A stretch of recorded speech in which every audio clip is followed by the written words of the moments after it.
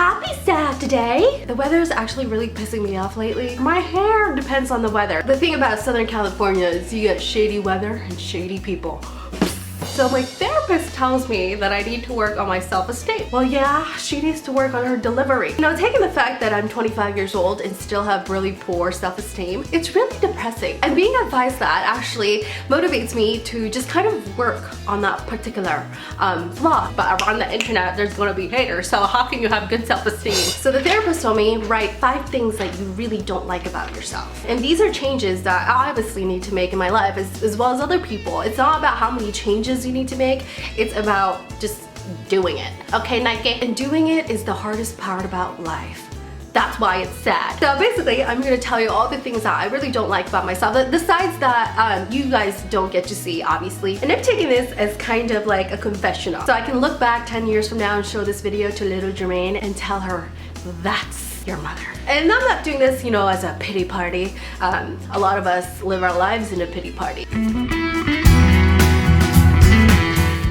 Number one thing is really, I'm like the most physically insecure person. Girl, the struggle is real. A lot of my physical insecurities are just really in my head. It's kind of like body dysmorphia. It's kind of like Victoria's Secret model, and on the inside she thinks she looks like Honey Boo Boo's mom with bugs on her feet. You know, every girl is insecure and there's nothing wrong with it. It's just annoying. I've always had physical insecurities, like back fat. You know, sometimes I try to avoid looking at people in the eyes because I don't want to engage in eye contact, because that just means they have to look at my face. And you know, I think I've become more insecure like in the last, like in my 20s. And you know, having done YouTube videos, obviously you're gonna feel insecure. There's a lot of hot ass girls on YouTube nowadays.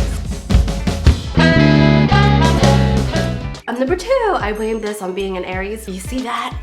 It's not a fallopian tube, it's a ram. Usually sometimes when I get really pissed off, my Aries ram horns will come out and I'll make you feel it. I really don't know why I'm stubborn. I think I just think that I'm always right. To me, I always feel right and everybody else is wrong. Like, what's wrong with that? Usually for me, like if I'm arguing something, whether it's wrong or right, I will drive it home. You know, sometimes I can get really blunt, where I can say things that may be offensive, derogatory, perverted, or just the simple truth. And you know, my blunt nature is not something I enjoy. You know, I was never really allowed to emotionally speak my emotions as a kid, so now that I'm an adult, I am a woman, hear me roar. It's a really bad thing that I do, because I usually will feel bad and repent after. I understand that not everybody's gonna agree with my personality. You know, at social situations, I usually, you know, will say things that most people are thinking are just too afraid or too, ooh, prude.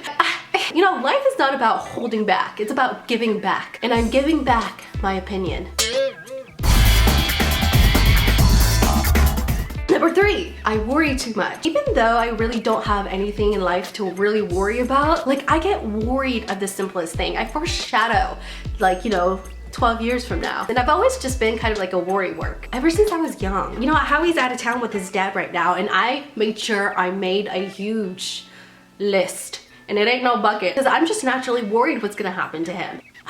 I'm worried to have a child now. You know, I think I get my worry workness from my mom, because you know, she had a tendency to live every day as if it was doomsday. So I was prey to that.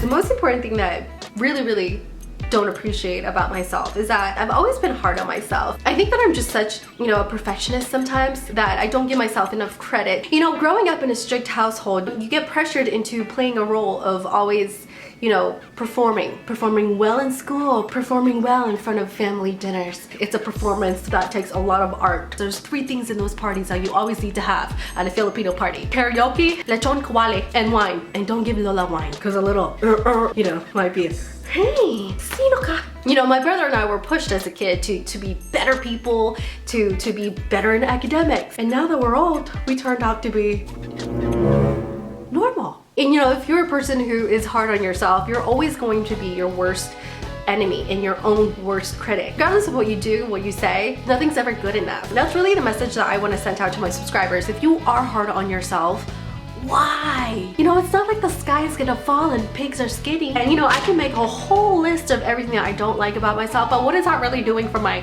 sanity? Therapists told me to focus on everything that you like about yourself. You know, I like that I'm genuinely caring for people. I love people.